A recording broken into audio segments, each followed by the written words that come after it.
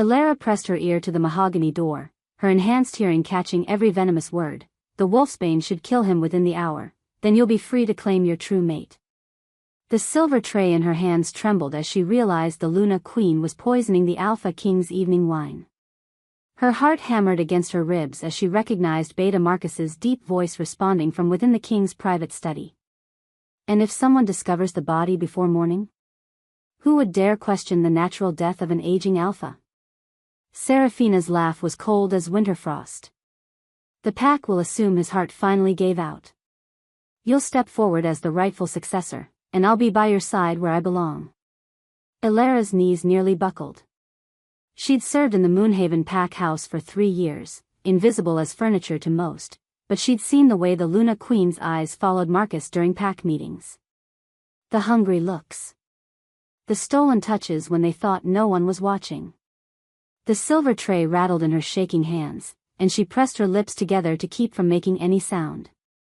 Her curse, the inability to speak that had marked her as Omega since birth, had always been a burden. Tonight, it might be the Alpha King's death sentence. Heavy footsteps approached the door. Elara darted away from the study, her bare feet silent on the marble floor as she ducked into an alcove behind a marble pillar. Beta Marcus emerged first, his squared jaw set in grim determination. He paused, scanning the empty hallway before striding toward the pack's residential wing. Seraphina followed moments later, her midnight hair perfect as always, her royal blue gown unmarred by guilt or conscience. She moved with the predatory grace that had first caught the Alpha King's attention 20 years ago. Now those same movements carried the promise of his death. Elara waited until both conspirators disappeared before creeping back to the study door. She pressed her ear against the wood again, listening for any sign of the king. The scratch of a pen on parchment told her he was still alive, still working at his desk as he did every evening after dinner. Still drinking his wine. Her throat ached with the need to scream a warning, but only silence emerged when she opened her mouth.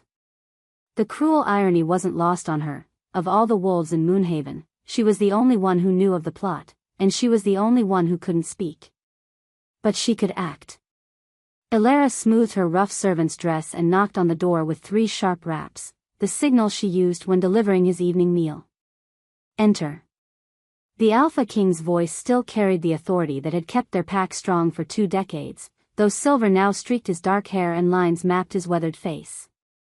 He sat behind his massive oak desk, the poisoned goblet of wine within easy reach of his right hand.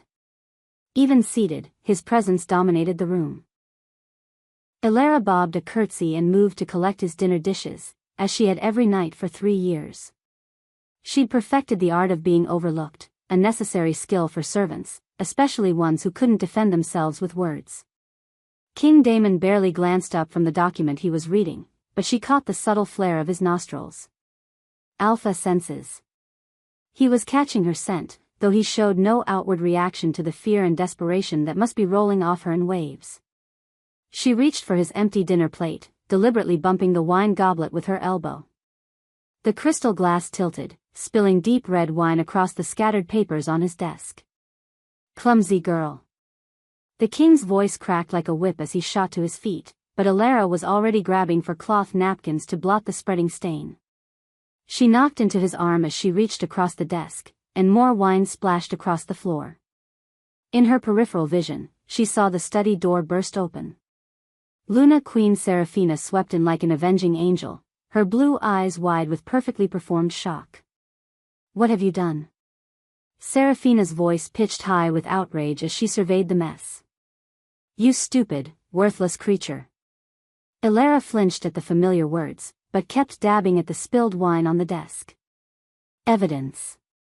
She had to get rid of every drop before. She was trying to poison you.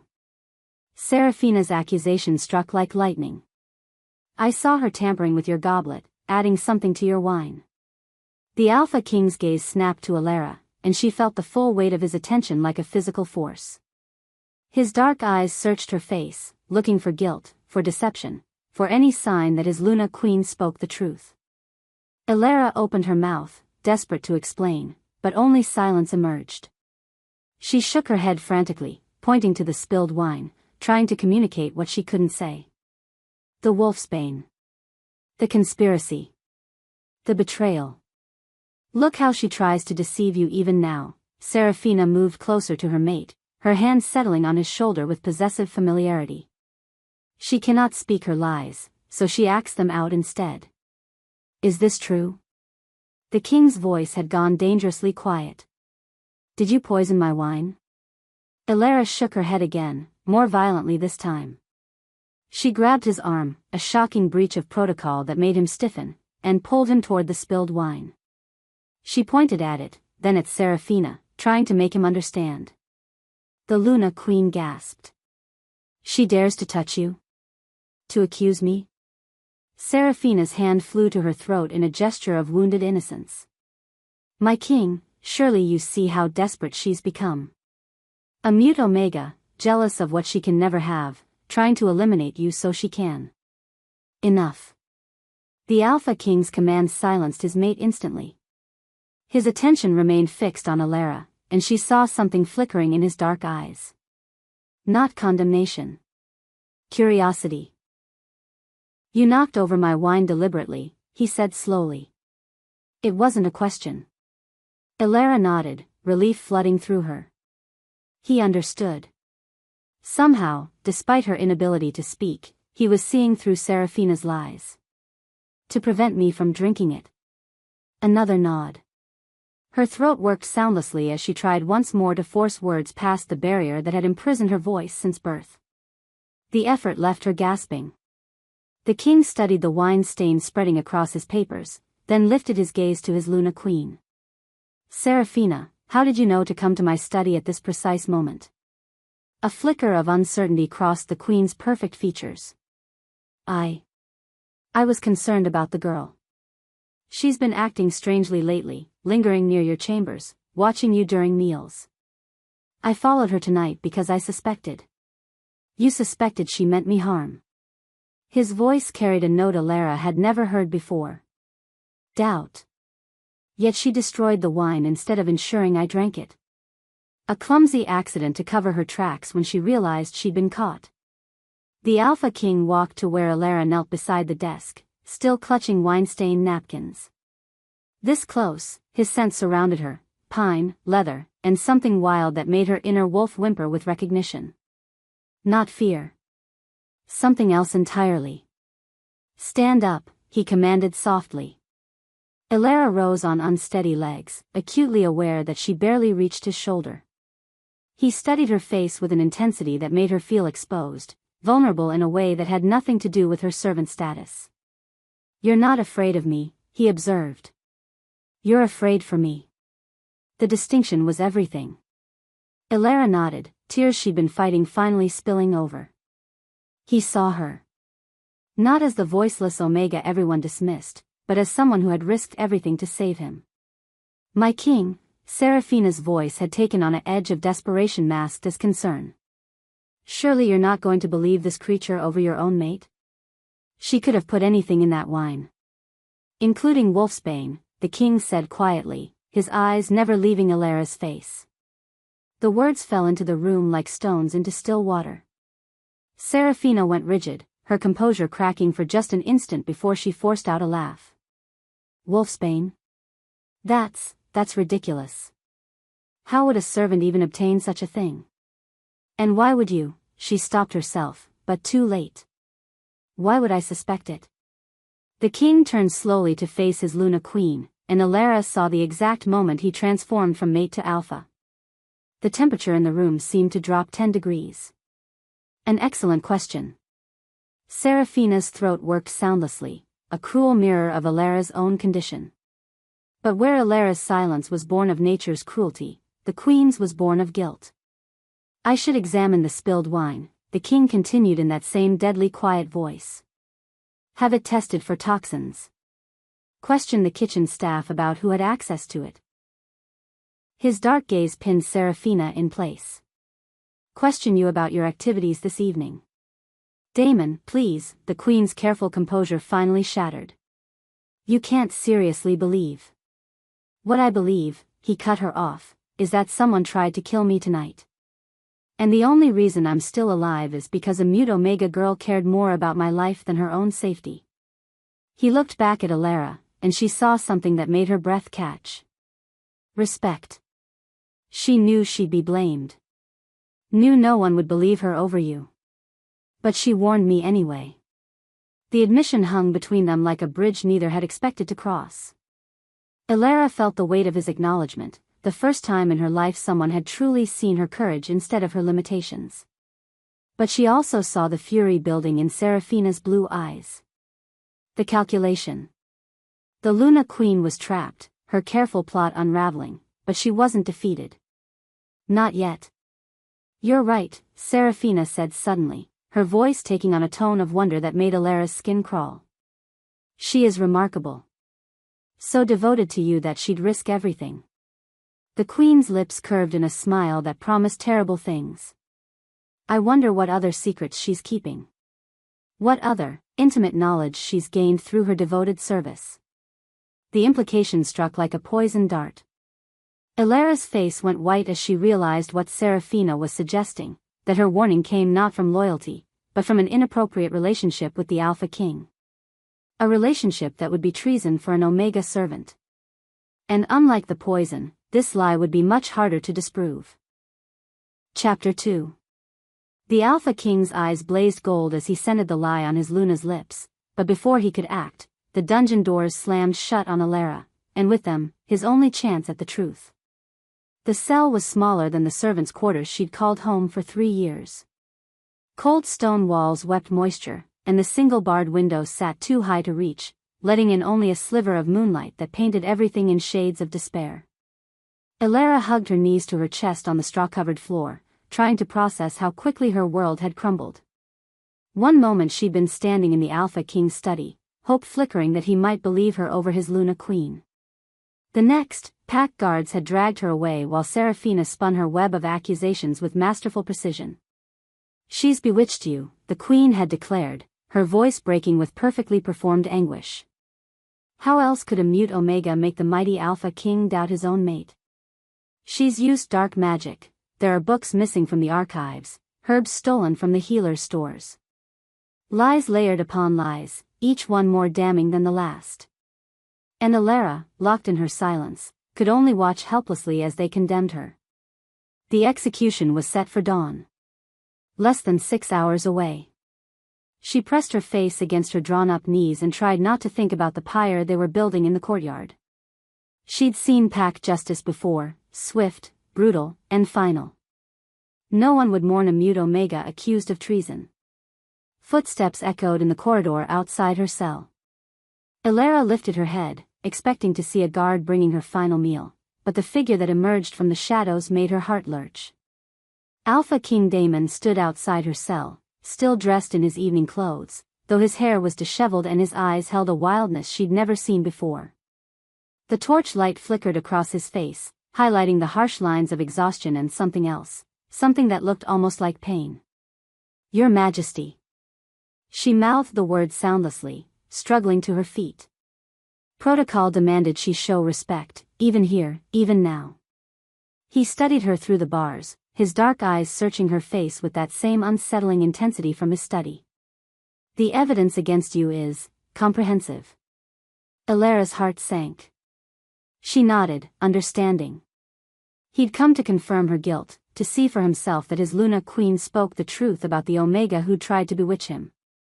Books on dark magic found hidden in your quarters, he continued, his voice carefully neutral. Wolfsbane residue discovered under your fingernails. Testimony from 3 servants who swear they saw you acting strangely around my food and drink. Each accusation was a nail in her coffin. Alara closed her eyes, knowing how easily such evidence could be planted, such witnesses bought or threatened. Seraphina had worked quickly and efficiently. But there's one problem with their perfect case. Her eyes snapped open. The king had moved closer to the bars, close enough that she could see the gold flecks in his dark irises. I've ruled this pack for 20 years, he said quietly. I know the scent of guilt, of deception, of fear. His nostrils flared slightly. And you, little Omega, smell of none of those things. Ilara's breath caught. He didn't believe them. Even faced with fabricated evidence and false testimony, he saw through Serafina's lies. You smell of. He paused, his head tilting as if trying to identify something elusive. Truth. Desperation. And something else I can't quite. The words died in his throat. His entire body went rigid, and his eyes widened as if he'd been struck. The golden glow that had flickered in his irises earlier now blazed like twin suns, and Ilara felt an answering heat bloom in her chest. What is this? The thought whispered through her mind, but it wasn't her voice she heard. It was his, deep, rough, tinged with the same shock that had frozen his features. Ilara gasped, stumbling backward until her shoulders hit the cold stone wall. That voice in her head, clear as if he'd spoken aloud, but impossible because. You can hear me. This time she was certain.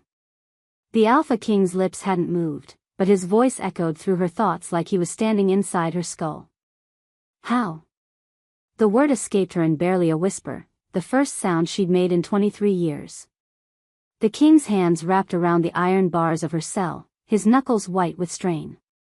No, he breathed, and she heard the denial both aloud and in her mind. This can't be happening. But even as he spoke the words, Ilara felt something shifting inside her chest, like a door that had been locked her entire life suddenly swinging open. Heat spread outward from her heart, racing along her nerves, awakening something that had been dormant since birth. Mate. The word resonated through their shared connection, and this time she couldn't tell which of them had thought it. Maybe both. Maybe neither. Maybe it came from something deeper than thought, older than reason. No. The king said it again, but his voice cracked. You're Omega. I'm Alpha. The laws. The laws are written by men, not the moon goddess. The voice was hers this time, flowing through their bond with a clarity her physical voice had never possessed. In their mental connection, she wasn't mute, wasn't broken, wasn't less than anyone. She was his equal. The truth of it blazed between them like lightning, illuminating everything with terrible clarity. This was why she'd risked everything to save him. Why his scent made her inner wolf sing. Why every instinct had screamed at her to protect him, even when logic said she should save herself. 20 years, he whispered, and she felt his anguish like a physical blow through their bond. I'd been mated to Serafina for 20 years. The pack alliance, the bloodline, the succession, everything depends on our union. A political marriage, she replied through their link, understanding flooding through her. Not a true mate bond. It was supposed to be enough. His mental voice was raw with 20 years of buried longing, 20 years of settling for duty instead of destiny. I was supposed to be content with respect, with partnership, with lies and betrayal and poison in your wine. The reminder hit him like a slap. His eyes refocused on her face, and she saw the moment he remembered why she was here, what Serafina had tried to do. She would have killed me, he said slowly. If not for you. She still might. Me first, then you once I'm dead and can't reveal the truth. The thought chilled them both. Through their bond, Ilara felt his mind racing, calculating, trying to find a path through the maze of politics and pack law that trapped them both. Even if I could prove your innocence, he said, even if I could expose Serafina's treachery, we can never. He stopped, unable to finish the sentence. Be together, she completed for him. I know. An Alpha King doesn't mate with Omega servants. The pack would never accept it. They'd see it as madness. Weakness.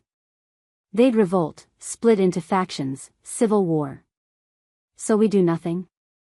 The thought carried all her heartbreak, all her desperate hope crashing against the walls of reality. We pretend this bond doesn't exist? What choice do we have? But even as he asked the question, his hands moved on the bars, reaching toward her. Without thinking, Ilara stepped forward and placed her palm against his through the iron. The contact sent shockwaves through their bond, and she heard his sharp intake of breath. This choice, she whispered into his mind. This moment. For tonight, before dawn comes, we can have this. Elara. He spoke her name aloud for the first time, and it sounded like a prayer on his lips. Tell me your name, she pleaded through their link. Not your title, not your rank. Your name. Damon. The word was barely audible. My name is Damon. Damon. She savored it, this precious gift he'd given her. In all her years of service, she'd never heard anyone use his given name. He'd been Alpha, King, Your Majesty, never just a man. I wish I could have met you differently, she thought, memorizing the feeling of his palm pressed against hers through the cold metal. I wish I could have been worthy of this bond. You are worthy. His mental voice blazed with fierce conviction. You're the worthiest person I've ever known. You risked everything for someone who'd never noticed you existed. You notice me now. I see you, he confirmed, and she felt the truth of it through their connection. I see your courage, your loyalty, your beautiful heart. I see the woman I should have found 20 years ago, if I'd been looking in the right places. The weight of lost time pressed down on them both. 20 years he'd spent in a loveless political marriage while she'd served invisibly in his household. 20 years of missed moments, of glances that never met, of a bond that should have blazed like fire reduced to barely perceptible embers. I would have waited forever, she told him. Even if I'd never understood why my heart belonged to someone I could never have. Don't. His mental voice broke.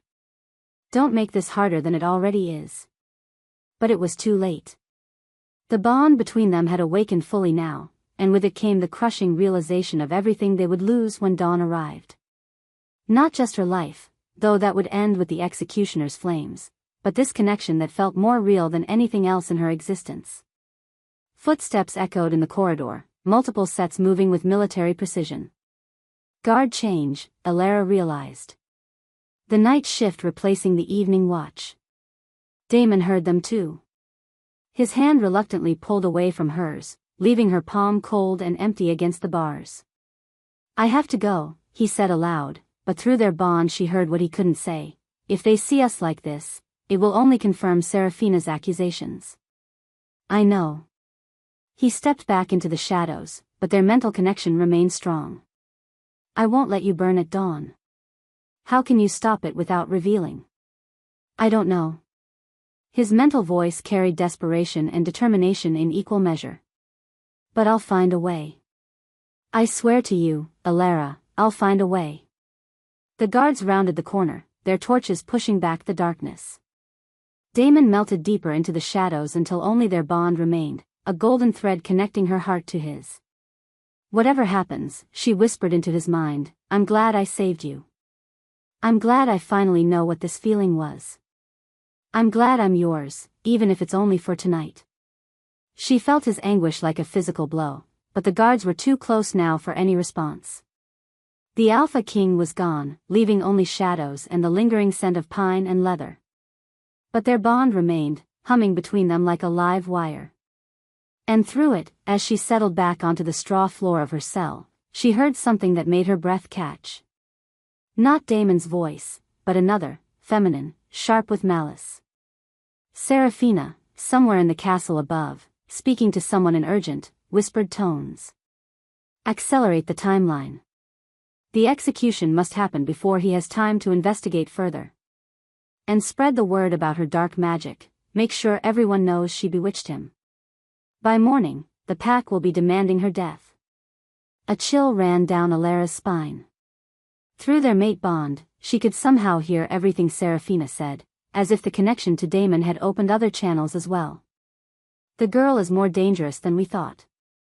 If she's managed to influence him this strongly, there's no telling what other spells she might know. We can't risk her living long enough to corrupt him further. Damon, Elara called through their bond, urgency flooding her mental voice. Can you hear me? A pause, then his presence blazed to life in her mind. Always. What's wrong? Serafina. I can hear her somehow, through our connection. She's planning. What? That's impossible. How could you? I don't know how, she interrupted, but she's talking to someone right now. She wants to move up the execution, make sure it happens before you can save me. And she's telling everyone I used dark magic to bewitch you. Through their bond, she felt his curse, felt his rage blazing like an inferno. Where is she? He demanded. Elara concentrated, trying to follow the strange new sense that let her hear the Luna Queen's voice. The East Tower, I think. The room where she meets with her ladies-in-waiting. Stay strong, he told her, his mental voice fierce with promise. I'm going to end this tonight. Damon, wait. But his presence had already pulled back, leaving her alone with the echoing whispers of conspiracy that somehow reached her through the impossible bond they shared. Above her, she could hear movement now, guards being repositioned, servants scurrying through corridors, the subtle sounds of a palace preparing for chaos. Serafina wasn't waiting for dawn. Whatever she was planning, it was happening tonight. And Elara, trapped in her cell, could only listen helplessly as the Luna Queen's web of lies spread through the pack like wildfire, condemning both her and the mate she'd found too late to save. Chapter 3. You should have stayed quiet, little Omega, Beta Marcus snarled, cornering Elara in the moonlit corridor, silver blade gleaming, but he hadn't counted on the Alpha King's newfound protective fury. The escape had been swift and silent. Damon had used his master key to unlock her cell while the guards were distracted by a kitchen fire that had materialized at precisely the right moment. They'd made it 3 corridors before Marcus appeared like a nightmare from the shadows. The Luna Queen sends her regards, Marcus continued, silver blade catching the moonlight as he advanced. Behind him, the corridor filled with the sound of approaching boots, the royal guard, hunting them both now. Elara pressed back against the stone wall, her newfound voice still trapped somewhere between fear and fury. Through their bond, she felt Damon's presence blazing closer, but he was too far away, wouldn't reach them in time. Marcus raised the blade, and something inside her snapped. No. The word exploded outward, not through her throat but through her mind, carrying power she didn't know she possessed. Marcus staggered as if struck, his eyes widening in shock. The silver blade tumbled from his fingers, clattering on the stone floor. What? He gasped, but his words were cut short as a shadow detached itself from the darkness behind him. Damon moved like lethal poetry, all controlled fury and predatory grace. His hand closed around Marcus's throat, lifting the Beta off his feet with effortless strength. You made a mistake, the Alpha King's voice was barely recognizable, roughened by the protective rage of a mate defending his own. You threatened what's mine. Marcus clawed at Damon's iron grip, his face purpling. She's cursed, he wheezed. Did you feel it? That power? Damon's eyes blazed gold, but he released Marcus, letting him drop to the ground gasping. Run, he commanded, his voice carrying absolute authority.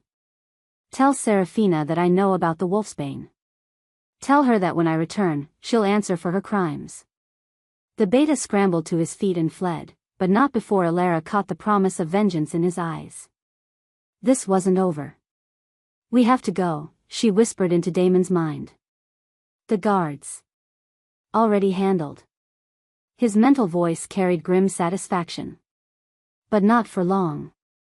Serafina will mobilize the entire pack. They ran. Through corridors Elara knew by heart from 3 years of invisible service, down servant stairs and through passages meant for ghosts like herself.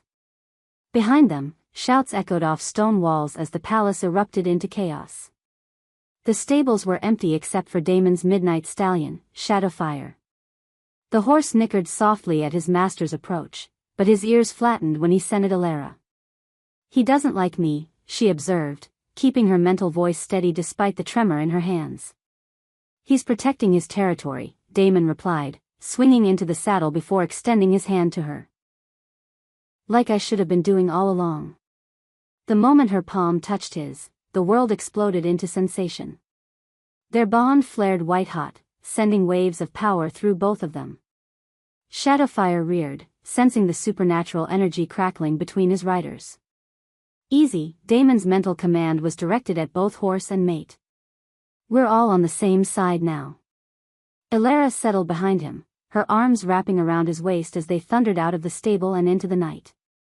The sensation of being pressed against him, of their bond humming with shared purpose, was intoxicating and terrifying in equal measure. "Where are we going?" she asked as they cleared the palace gates. "The wild territories. There are packs there that answer to no king, follow no law but their own." Behind them, torches bloomed to life across the palace walls like angry stars. Horn calls echoed through the night, the sound of a royal hunt beginning. They rode hard through moonlit forests, Shadowfire's hooves drumming a desperate rhythm against packed earth. The horse seemed to sense the urgency, stretching into a ground-eating gallop that carried them deeper into the untamed lands beyond Moonhaven's borders. "Tell me about the power." Damon's mental voice was carefully controlled, but she felt his curiosity burning through their bond. "What you did to Marcus." Elara tried to understand it herself. "I don't know. It was like something waking up inside me. Something that's been sleeping my whole life." Your voice, Curse. What if it wasn't just about silence? What if it was binding something else? The thought chilled her. "You think someone deliberately?" "I think," his mental voice turned grim, "that there's more to your story than either of us knows. Omega servants don't just manifest power like that. And they certainly don't form mate bonds with Alpha Kings." A howl rose behind them, too close for comfort. Then another. The royal guard had shifted to wolf form for the hunt. "How many?" Elara asked, though she dreaded the answer. "Too many." Damon urged Shadowfire faster, but the horse was already running at his limit. "Hold on." The next few hours blurred together in a haze of desperate flight. They followed game trails and abandoned roads, always staying ahead of their pursuers but never losing them entirely. The howls grew closer with each mile. Dawn was breaking over the eastern mountains when they finally reached the border of rogue territory. Here, the forest grew wilder, older, touched by magic that made the air itself shimmer with power. "Halt!" The command came from everywhere and nowhere, echoing off the trees with supernatural resonance. Shadowfire reared, nearly unseating both riders. Around them, wolves melted out of the forest, not shifted pack members, but true wild wolves with eyes that held too much intelligence. "Guardian spirits," Damon explained through their bond. "The rogues use them as sentries." A woman emerged from behind a massive oak tree, moving with fluid grace. She was tall, lean, with silver-streaked black hair and eyes the color of storm clouds. Power radiated from her like heat from a forge.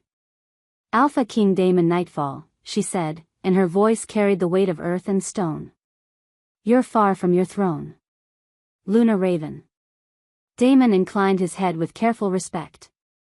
"I request sanctuary." The woman's gaze moved to Elara, and those storm-gray eyes widened slightly. "And who is this that rides with you?" Damon hesitated, and Elara felt his struggle through their bond. "How did you explain a forbidden mate bond to a rogue Luna who might use the knowledge as a weapon?" "I'm no one," Elara said aloud, her voice still rough and unused but growing stronger. "Just a servant who—" "No." Luna Raven's word cut like a blade. She moved closer, her nostrils flaring as she scented the air around Elara. Her expression shifted from curiosity to shock to something that looked almost like recognition. "That's impossible," the Luna whispered. "You were lost 23 years ago. We searched for months, followed every trail, but—" "What is she talking about?" Elara asked Damon through their bond, but his mental presence felt as confused as hers. Luna Raven reached out with one trembling hand, stopping just short of touching Elara's face. "The curse hid your scent, changed your appearance, but I'd know those eyes anywhere. You have your mother's eyes." The world tilted sideways. "My mother?" "Luna Celeste of the Shadow Moon Pack." Raven's voice broke with emotion. "My sister. Your aunt." The revelation hit like lightning. Elara slid from Shadowfire's back, her legs suddenly unsteady. "That's not possible. I'm Omega. I'm nobody. I'm—" "The stolen heir of Shadow Moon," Raven finished. Kidnapped from your cradle on the night of your first shift, when your power would have manifested. Someone cursed you, bound your voice, suppressed your true nature. Your parents. Damon's mental voice was tight with realization. The couple who brought you to Moonhaven when you were 3. They said they found you abandoned. They were paid, Raven said, apparently able to sense their mental communication. Paid well to take a cursed child far from her birthplace and raise her as Omega. Her storm-gray eyes blazed with fury. We never stopped looking for you, Alara Shadow Moon. Shadow Moon. Not the nameless servant girl she'd always believed herself to be, but heir to one of the most powerful packs in the territories. The curse, Alara whispered. How do I break it? Power calls to power, Raven replied. Your mate bond is already weakening the binding. But to break it completely. She glanced between Alara and Damon, reading the truth in their faces. You'll need to reclaim your birthright. Accept who you truly are. A howl echoed through the forest, much too close. The royal guard had caught up. They're here, Damon said, sliding from his horse. Luna Raven, I'm sorry we brought danger to your territory, but... Danger? Raven laughed, and the sound held the promise of storms. Alpha King, you've brought me my niece. My sister's daughter. The last of the Shadow Moon bloodline. Her eyes shifted, pupils dilating as her wolf rose close to the surface. Let them come. It's time the Moonhaven pack learned what happens when they threaten family. The forest around them came alive. Rogue wolves poured from between the trees, not the pampered pack wolves Alara was used to, but lean, scarred veterans of 100 battles. Wild magic crackled in the air, making her skin tingle with power she was only beginning to understand. This changes everything, Damon's mental voice carried wonder and worry in equal measure. I know, she replied. I'm not just your mate anymore. I'm my equal.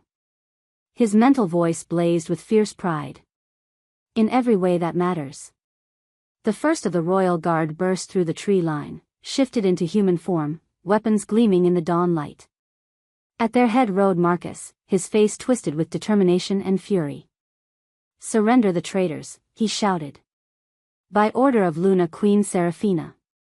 Luna Raven stepped forward, power rolling off her in waves. This is Shadow Moon territory now, she announced, her voice carrying to every corner of the forest. And you are trespassing. The confrontation stretched taut as a bowstring. Two forces facing each other across a clearing that suddenly felt like a battlefield. Then Alara stepped forward, something awakening in her chest like a sunrise. The curse that had bound her for 23 years cracked further, letting power bleed through like light through broken stone.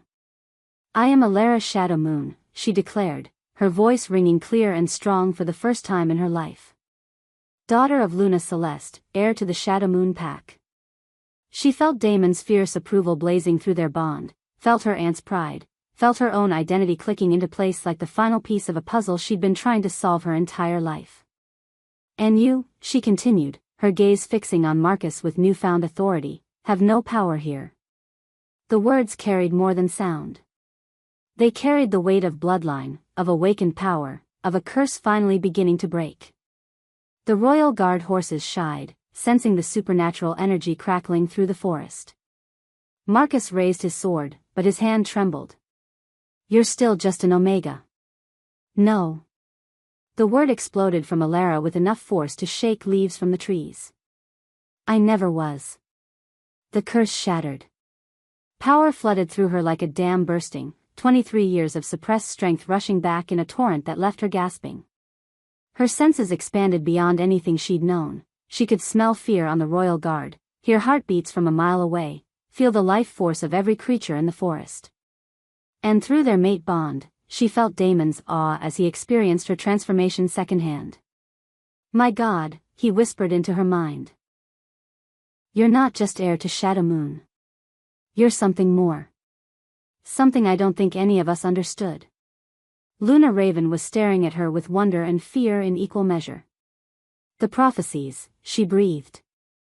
The child who would bridge the packs, who would carry the power of both Alpha and Luna in one body. Impossible, Marcus snarled, but he was backing away now, his sword forgotten. She's Omega. She's nothing. Elara smiled, and felt the forest itself respond to her power. I was never Omega, she said, her voice carrying the authority of wind and storm. I was sleeping. The royal guard broke. Whatever they saw in her face, whatever power they sensed rolling off her in waves, it was enough to send them fleeing back toward Moonhaven territory. All except Marcus, who stood frozen in shock and fear. Tell Seraphina, Elara called after the retreating guards, that the hunt is over. And the hunted has become the hunter. As the last of them disappeared into the forest, she turned to find Damon watching her with an expression she couldn't quite read. Are you afraid of me now? She asked through their bond, suddenly uncertain. His answer came not in words but in action. He crossed the clearing in 3 long strides and pulled her into his arms, his lips finding hers in a kiss that blazed with 23 years of waiting, of recognition, of 2 souls finally finding their way home. Never, he whispered into her mind when they finally broke apart. You're still you. Still the brave woman who saved my life. But now I'm strong enough to fight beside you, she finished. Now you're strong enough to change everything. Around them, the Shadow Moon rogue pack howled their approval, welcoming home their lost princess. But Elara barely heard them. She was lost in Damon's dark eyes, in the certainty that whatever came next, they would face it together. The hunt was indeed over. But the war was just beginning. Chapter 4. As Elara's voice rang out clear and strong for the first time in 15 years, challenging Seraphina to ritual combat, every wolf in the kingdom fell to their knees. They were in the presence of not one, but 2 royal bloodlines about to clash in a battle that would reshape their world. The challenge had been issued at dawn, carried by Luna Raven's swiftest messengers to every pack within 100 miles. By ancient law, when one alpha challenged another for the right to rule, all wolves were bound to witness. The sacred grove outside Moonhaven's borders filled with representatives from dozens of packs, their eyes reflecting a mixture of awe, fear, and anticipation.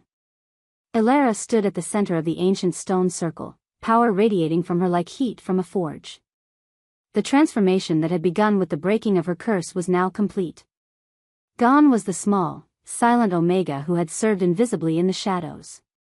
In her place stood a woman of regal bearing, her dark hair flowing like midnight silk, her eyes blazing with silver fire that marked her as true Alpha-born. You don't have to do this, Damon's mental voice carried desperation through their bond. He stood at the edge of the circle with the other witnesses, forbidden by law from interfering in ritual combat between alphas. There has to be another way. There is no other way, she replied, her mental voice steady despite the magnitude of what she was about to face. She tried to murder you. She's held power through lies and betrayal for 20 years. This ends now. Across the circle, Seraphina made her entrance with all the ceremony she could muster. The Luna Queen had dressed for war in midnight blue leather that hugged her curves like a second skin, silver bracers gleaming on her wrists. Her blonde hair was braided with ribbons of power, charms and talismans meant to enhance her strength.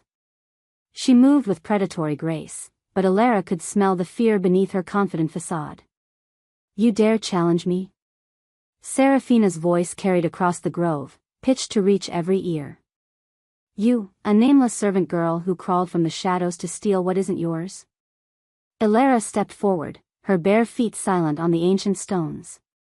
She had chosen to face this battle without armor, without weapons, wearing only a simple white dress that Luna Raven had given her, the ceremonial garb of her Shadow Moon bloodline. I am Elara Shadow Moon, she declared, her voice ringing with power that made the stones beneath their feet hum in resonance. Daughter of Luna Celeste, rightful heir to the Shadow Moon territory, and true mate to Alpha King Damon Nightfall. She paused, letting her next words fall like stones into still water. I challenge you, false queen, for the crime of attempted regicide and the right to rule beside my mate. A collective gasp rose from the assembled wolves. Seraphina's face went white, then flushed with fury. True mate? The Luna Queen's laugh was sharp as breaking glass. You're Omega. You can't be anyone's true mate, much less an Alpha King's. Look at me, Alara commanded, and power rolled through her voice like thunder. Look at me and tell me I'm Omega. Serafina looked, and stumbled backward as if struck. Because what she saw in Alara's eyes was impossible, terrifying, and undeniably real. Silver fire blazed there, the mark of an alpha so powerful that even other alphas felt compelled to submit. No, Serafina breathed. It's not possible. I made sure, the curse should have kept me weak forever. Alara's smile was sharp as a blade. Should have ensured I never discovered what I really am. She took another step forward, and Serafina retreated. Tell them, false queen. Tell them about the curse you paid to have cast on a 3-year-old child. Tell them about the wolfsbane in my mate's wine. I don't know what you're talking about, Serafina snarled, but her voice cracked with the lie. From the edge of the circle, a figure stepped forward. Beta Marcus, his face twisted with desperation and rage. Enough of this madness, he shouted. She's bewitched you all.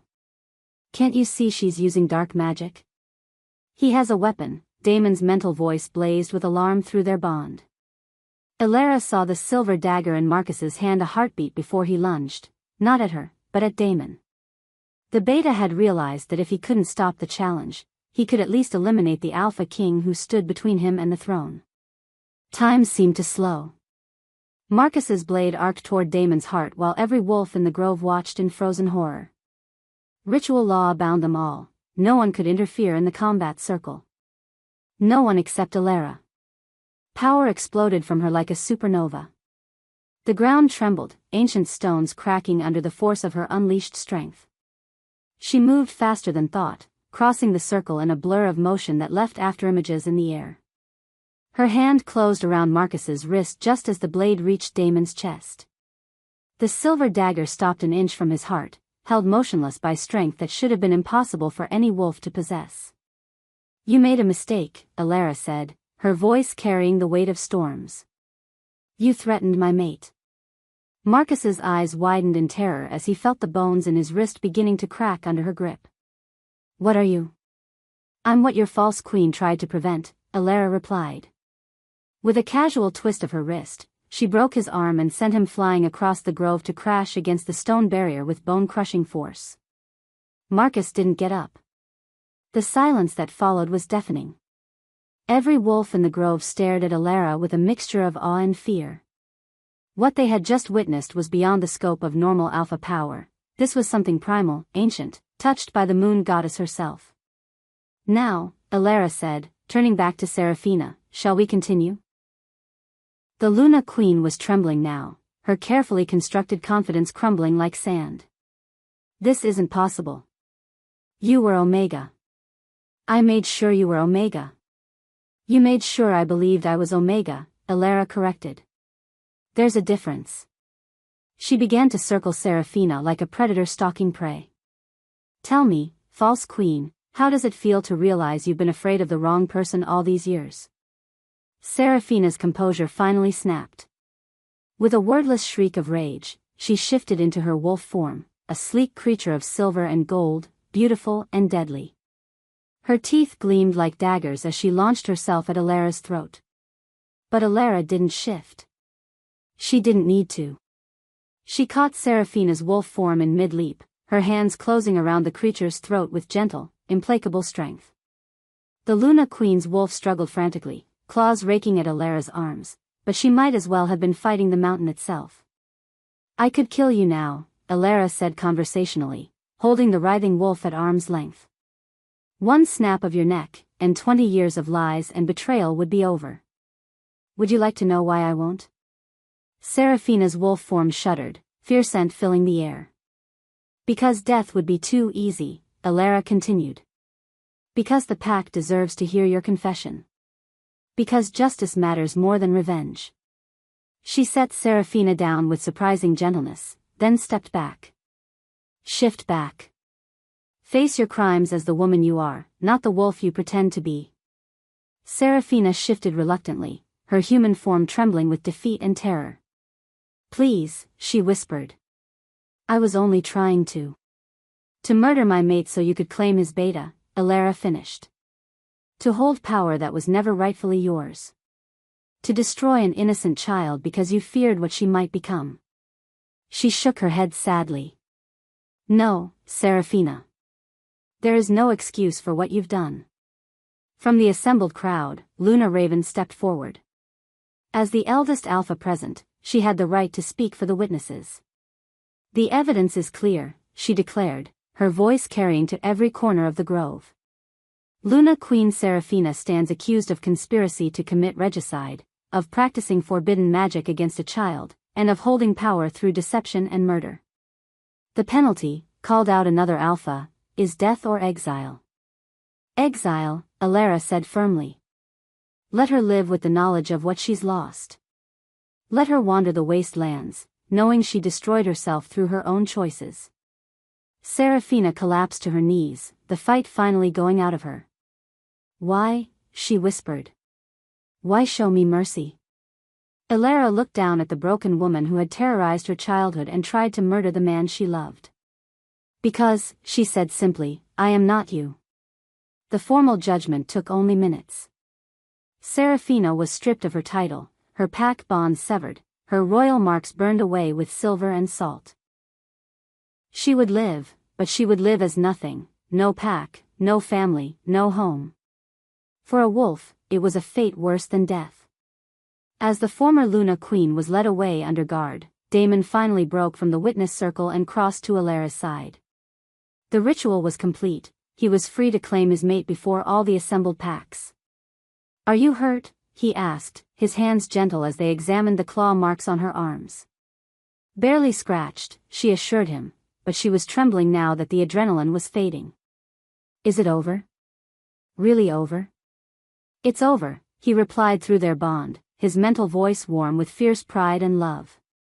"You were magnificent." Around them, the assembled wolves began to howl, not the hunting call of a pack on the chase, but the celebration song reserved for the coronation of new rulers. Luna Raven stepped forward with a crown of silver and moonstone in her hands. "By right of blood, by right of power, by right of the mate bond that cannot be broken," she declared, "I present to you Alara Shadow Moon, rightful Luna Queen of the United Packs." The crown settled on Alara's dark hair like it had been made for her. Which, she realized, it probably had been, 23 years ago, when her mother had hoped to see her daughter crowned. "How does it feel?" Damon asked through their bond as he knelt before her in formal acknowledgement of her equal status. She looked out over the assembled wolves, all of them now her subjects as much as his. She felt the weight of responsibility, the promise of challenges to come, the certainty that their love would be tested by the demands of rule. But underneath it all, she felt something she'd never experienced before, complete, absolute belonging. "Like coming home," she replied, reaching down to help him rise so they could face their future as equals. "Like everything I've endured was worth it to reach this moment." The celebration lasted until dawn, but Alara barely noticed the festivities. She was lost in Damon's eyes, in the certainty of their bond, in the knowledge that the girl who had pressed her ear to mahogany doors and trembled with fear was gone forever. In her place stood a queen, no longer silent, no longer powerless, no longer afraid. The moon set over Moonhaven as the United Packs pledged their loyalty to their new rulers. And in the growing light of dawn, two kingdoms became one, bound together by a love that had conquered deception, shattered barriers, and transformed a cursed Omega into the most powerful Alpha the world had ever known. Their reign would be remembered for 1,000 years, not just for the power they wielded, but for the love that made that power worth having. And somewhere in the wild lands beyond civilization, a broken former queen wandered alone, learning too late that true strength came not from crushing others, but from lifting them up. Justice had been served. Love had conquered all. And the girl who had once been voiceless now spoke for an entire kingdom with a voice that would never be silenced again. Epilogue, Forever Moon. 5 years later. The morning sun streamed through the tall windows of the royal nursery, casting golden patterns across the polished wooden floor where two small figures played with building blocks and toy wolves. Alara stood in the doorway, her heart swelling with the same wonder that filled her every time she watched their children, a miracle she'd never dared to dream possible during those dark years of believing herself cursed and voiceless. Mama. 3-year-old Luna scrambled to her feet, dark curls bouncing as she rushed to wrap her arms around Alara's legs. The little girl had inherited her father's midnight hair but her mother's silver eyes, and already showed signs of the powerful alpha blood that ran through both sides of her lineage. "Good morning, my darling," Alara said, scooping Luna up and pressing a kiss to her daughter's cheek. "Our daughter speaks more in a day than I managed in 20 years, she mused through her bond to Damon, wherever he was in the castle. "And she has opinions about everything," came his amused mental reply. "Much like her mother." Alara smiled as she settled into the rocking chair that had once belonged to Damon's grandmother. 2-year-old Marcus, named not for the traitorous Beta, but for Damon's beloved grandfather, continued building his tower of blocks with the intense concentration that marked him as his father's son. "Tell me about the moon, Mama," Luna demanded, curling against Alara's chest with the absolute trust that never failed to bring tears to her eyes. "Which story would you like?" Alara asked, though she already knew the answer. Luna asked for the same tale every morning. "The one about how you and Papa found each other." "Ah, that story." Alara smiled, beginning the gentle rocking motion that always soothed both her daughter and herself. "Once upon a time, there was a king who ruled fairly and justly, but his heart was empty because he hadn't found his true mate. And there was a girl who couldn't speak," Luna added, having memorized every word. "That's right. A girl who worked in his castle but was invisible to everyone, even herself. She didn't know she was special, she only knew she was different. Through the open window, she could hear the sounds of the castle awakening, servants going about their morning duties, guards changing shifts, the distant laughter of the kitchen staff. All sounds of a peaceful, thriving kingdom. It still amazed her sometimes that this was her life now. How goes the morning story session?" Damon's mental voice was warm with affection. "Luna wants the full version today, complete with dramatic battle scenes." "Of course she does. She's going to be a formidable warrior one day. Like her father." "Like her mother," he corrected firmly. "I'll be up in a few minutes." Council meeting ran late, border disputes with the Western Territories. "Anything serious?" "Nothing we can't handle together." Together. The words still sent warmth flooding through her chest. 5 years of marriage, of ruling side by side, of facing every challenge as partners, and she still felt that thrill of belonging whenever he said it. "Mama, you're smiling all dreamy again," Luna observed with the brutal honesty of a 3-year-old. "Are you talking to Papa in your head?" "Guilty as charged," Alara admitted. The mate bond was no longer a secret, their children had grown up understanding that some couples were blessed by the moon goddess with a connection deeper than words. "Will I have someone to talk to in my head someday?" Luna asked, her silver eyes serious. "When you're older, if the moon goddess blesses you with a true mate, then yes," Alara said. "But that's many, many years away." "Good. I want to have adventures first." "Like you did." Alara's smile turned rueful. "My adventures weren't exactly fun at the time, little one. But they brought you to Papa. And Papa to us. So they were good adventures. Out of the mouths of babes." "You're absolutely right."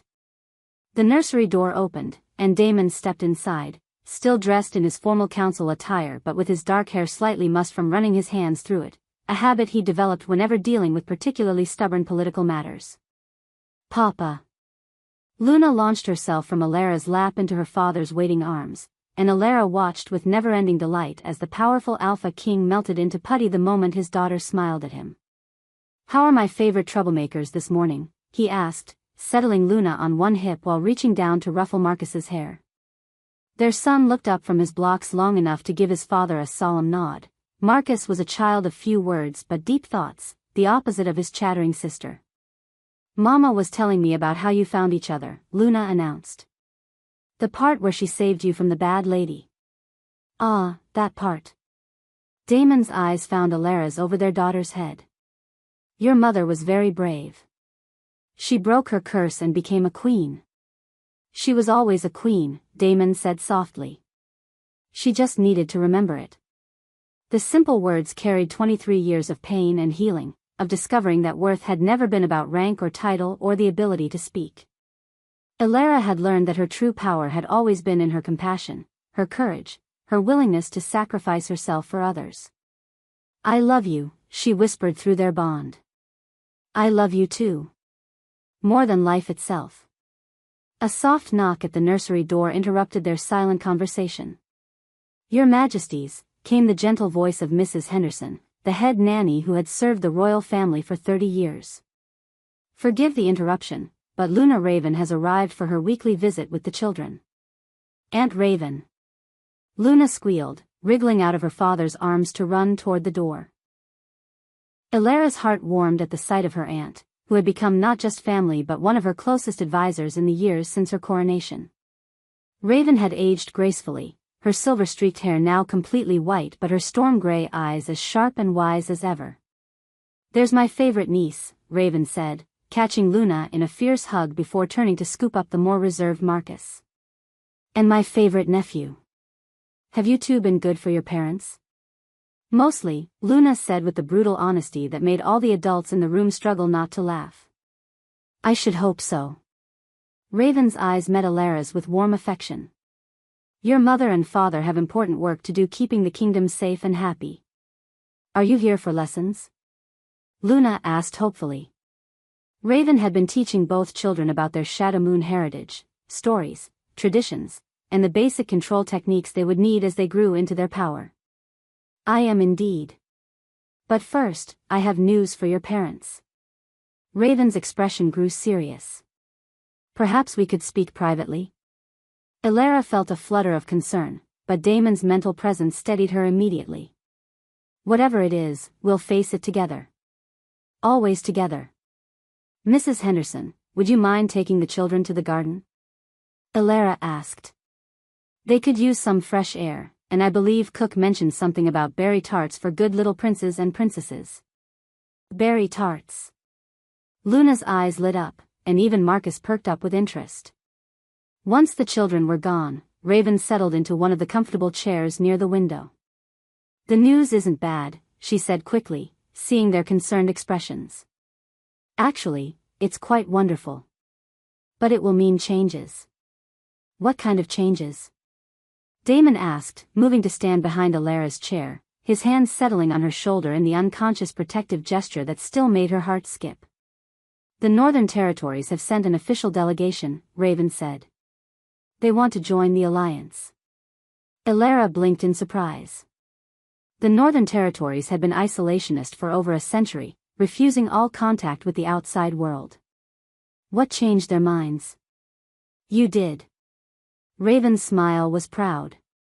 "Stories of the United Kingdoms have spread far beyond our borders. A realm ruled by true mates, where justice matters more than politics, where the powerful protect the vulnerable instead of exploiting them. They want to be part of what you've built." The implications were staggering. The Northern Territories controlled vast resources and strategic passages through the mountains. An alliance with them would make the United Kingdoms the most powerful realm in the known world. "There's more," Raven continued. "The delegation is led by Alpha Kieran Stormwright. He's brought his daughter with him. Aurora Stormwright, 22 years old, and by all accounts as powerful as she is beautiful." Elara felt Damon's slight tension through their bond. Political marriages were still common among the great families, despite their own example proving that love matches were possible. "They're not seeking a marriage alliance," Raven said quickly. Kieran made that very clear. "His daughter is here because she asked to come. She wants to see for herself the kingdom where a cursed servant became a queen." "She sounds like someone Luna would admire," Elara murmured. "I suspect she sounds like someone who reminds you of yourself at that age," Raven said gently. "A young woman looking for a place where she can be herself, not just what others expect her to be." That afternoon, Elara and Damon stood on the castle's main balcony watching the northern delegation approach. The procession was impressive, 50 riders in formation, banners snapping in the wind, all surrounding a carriage of polished black wood and silver fittings. "Nervous?" Damon asked through their bond. "Excited," she replied honestly. "Remember when I thought the most important thing I'd ever do was serve dinner properly?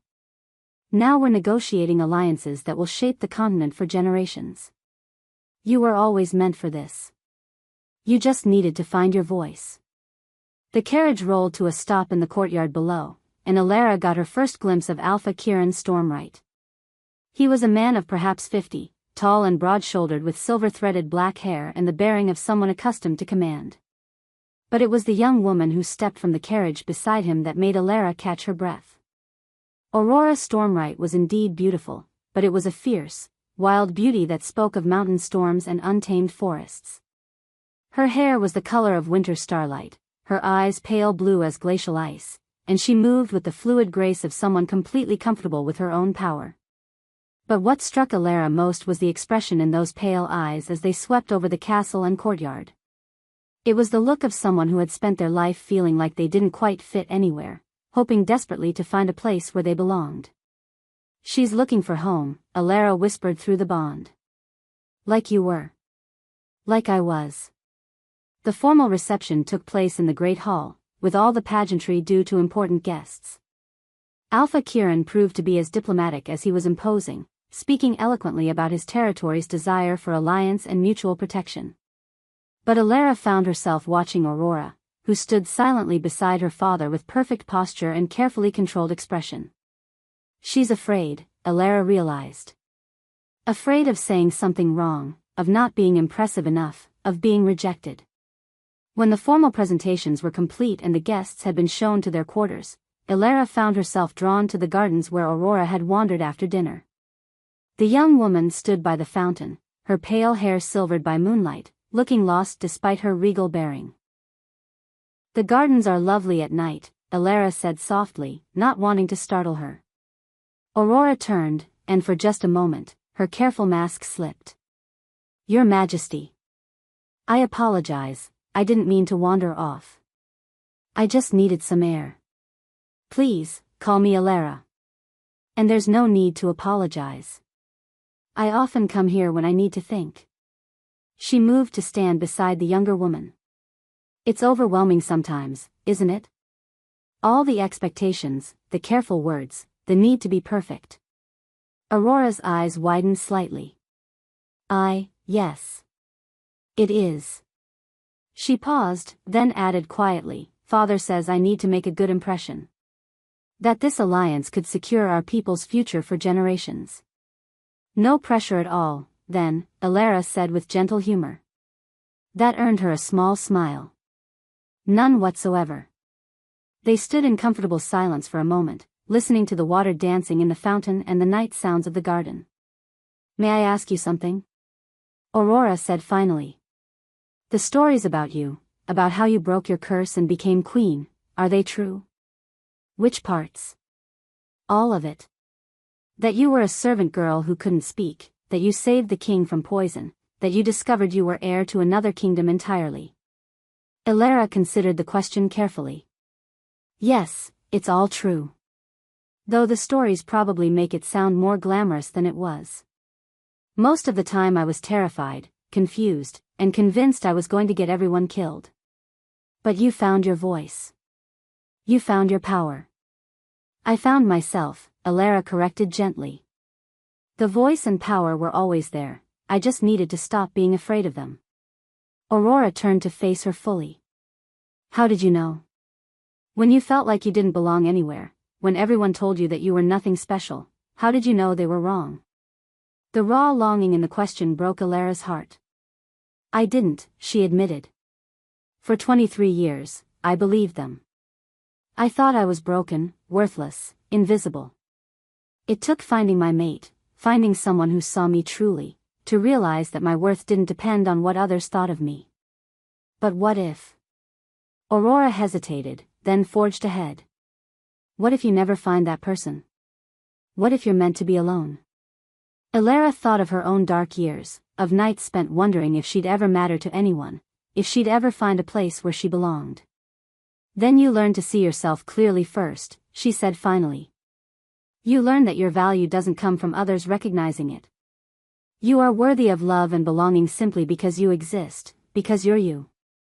Everything else is just extra blessing. Aurora was quiet for a long moment, absorbing the words.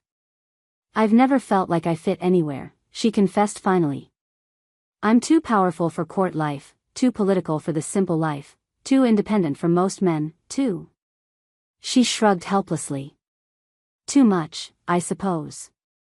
Or, Elara said softly, everyone else has been too little. The words hung in the air between them, radical in their simplicity. You really believe that? Aurora asked.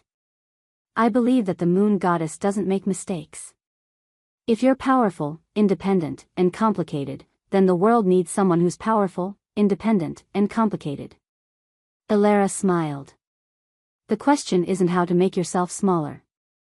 It's how to find the place where being exactly who you are is exactly what's needed. That night, as Elara settled into bed beside Damon, she felt a deep contentment settling in her bones. Their children slept safely down the hall, their kingdom was prosperous and at peace, and perhaps they'd helped another young woman realize her own worth. Good day? Damon asked, pulling her close against his chest. Very good day. I think Aurora Stormright is going to be just fine. And the alliance negotiations? Will go smoothly. Kieran is an honorable man, and he genuinely wants what's best for his people. We can work with that. Damon pressed a kiss to the top of her head. I love watching you with people like Aurora. You see right to their hearts. I remember what it felt like to be lost. To think you don't matter. You always mattered. Even when you couldn't speak, even when you believed you were just a servant, you had more courage and compassion in your little finger than most people have in their entire bodies. Elara turned in his arms, studying his beloved face in the moonlight streaming through their window. 5 years of marriage, and he could still make her heart race with a look. Do you ever regret it? She asked. The upheaval, the changes, the complications that came with choosing me? His answer came without hesitation, blazing through their bond with absolute certainty. Never. Not for a single moment. You gave me a life worth living. You gave me children who will make the world better. You gave me love that makes every challenge bearable. Even the part where I accidentally started a diplomatic incident by challenging the Eastern ambassador to single combat. Especially that part. He was being insufferably condescending about women in leadership. Elara laughed, remembering the man's shocked expression when she'd casually mentioned that she could break his sword arm without shifting to wolf form. I love our life, she said, snuggling closer to his warmth. I love our life too. Our children, our kingdom, our impossible love story that somehow worked out perfectly. Think Luna will get her own impossible love story someday? If she wants one. And if some poor soul is brave enough to court a woman who can probably bench press a horse by the time she's 16. Elara grinned. She gets that from your side of the family. She gets the attitude from yours. They lay in comfortable silence, listening to the sounds of their peaceful kingdom settling into sleep.